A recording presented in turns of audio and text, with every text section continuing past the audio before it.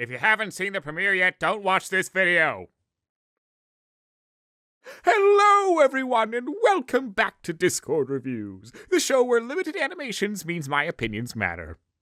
Nah, I'm kidding. My opinions don't matter. Anyway, I promised you last time that I'd devote an entire episode to discussing how many characters Fluttershy has been shipped with, so here you go. Fluttershy has been shipped with pretty much everyone. Thank you for watching the episode, and now as an afterthought, let's talk about the Season 5 premiere, shall we? Or at least, try to without falling asleep. Seriously, I've seen rubber bands that have been massaged, soaked in hot water, and told bedtime stories with more tension in them than this special. But I suppose you want me to get down to the specifics, so let's talk about things in more detail. I suppose before anything I should start with what I liked. I liked when it ended. And the humor was fine. And this guy's face, there's nothing wrong with your face. Guess that's it. Well, on to the story.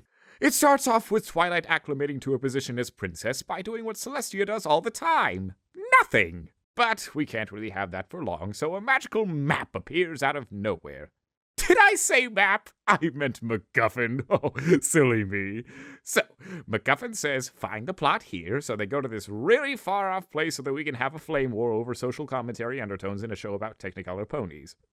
There they find a town that has about as much class as Seth MacFarlane, led by our villain. Her name is Starlight Glimmer. Get it? Seriously, I thought the name Sunset Shimmer was bad, but this is all that it takes to name a similar to protagonist villain nowadays just a thesaurus. If the next villain is named Dusk Twinkle, I'm gonna slap Megan McCarthy across the face with a complete physical collection of Fallout Equestria. Anyway, blah blah blah, Cutie Marks get stolen, Synonym's sister still has hers, townspeople get mad, run her out the end. So, after the epic marvel of Super Saiyan Twilight fighting T-Rex, the next season opens up with quaint little town is led by Tumblr's greatest dream who is chased off by Stereotype on skis, totally not Spitfire, totally not Pinkie Pie, and a guy who wields balloons. They could have done so much more to make this interesting. For instance, they introduced this staff that is supposedly one of several objects of great magical power. Oh wow, maybe they're introducing a new group of artifacts that will have a bunch of creative possibilities for learning about how magic works in this world and what it can do. Oh wait, it's not really magic. It's just a stick of no actual significance. Swell.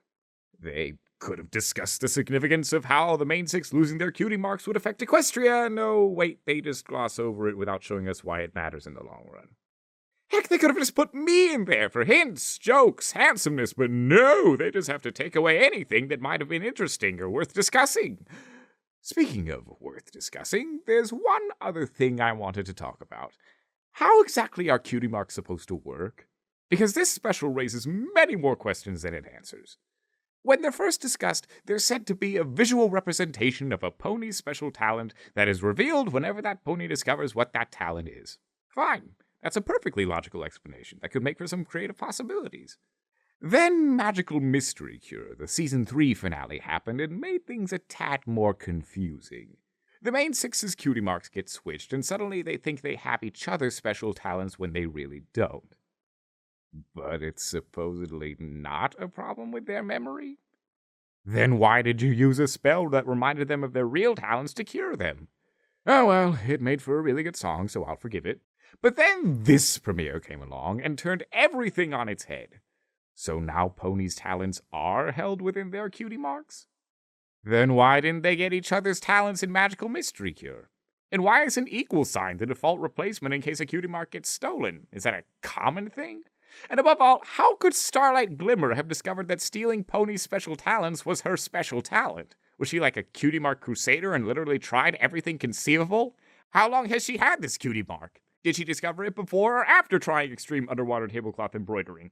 How does a bunch of folded balloons with ties on the end that clearly obstruct vision serve as a functioning pair of binoculars? How does anyone know what Charles Foster Kane's last words were if no one was in the room when he said them? What about the Illuminati, McCarthy? What about the Illuminati? I'm sorry, I got a bit carried away.